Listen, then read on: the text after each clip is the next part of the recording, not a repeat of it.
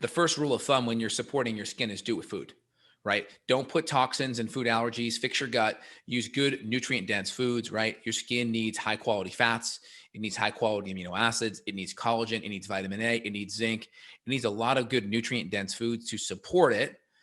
We also want to decrease inflammation, right? A lot of the junky omega-6 fatty acids, trans fats, foods that are refined processed grains, lots of sugar that drives insulin. Insulin feeds the sebaceous glands to make oil. Oil can feed bacteria on the skin and create acne. And then, of course, food allergens can also drive eczema, can also drive psoriasis, subhoraic dermatitis, right? A lot of these things that are fungal or bacterial or autoimmune based can be driven by a lot of these things. So food's really important.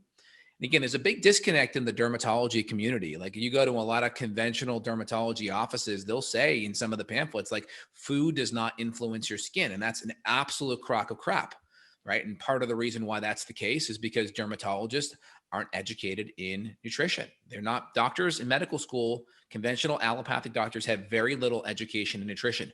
And when they do, it's primarily from the aspect of a disease vitamin connection, right? Scurvy, low vitamin C, very low B1, right? A lot of these diseases that are connected to low nutrient levels.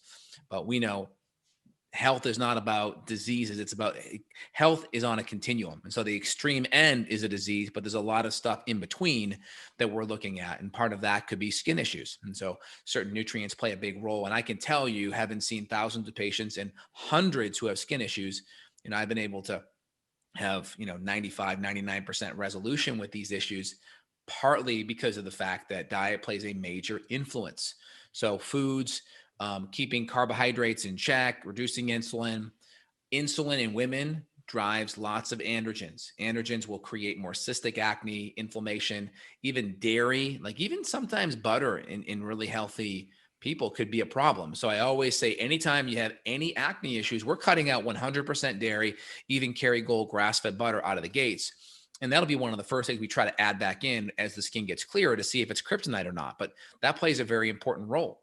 I'm trying to get more zinc in your diet, whether it's like pumpkin seeds or oysters or just high quality grass-fed beef.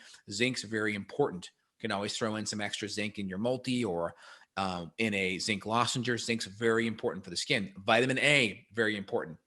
Some studies back in the 1920s on two dermatologists called Pillsbury and Stokes, and they found that probiotics and cod liver oil were very important for skin health. This is 100 years ago. So the fact that dermatologists aren't up on this literature is just ridiculous. It's because they aren't interested in a nutritional intervention when you have retin-A and clindamycin and Accutane and tetracycline and differin and Eucrisa and all these different medications that are used for skin, right? That's what their go-to is, and that's what they're educated on.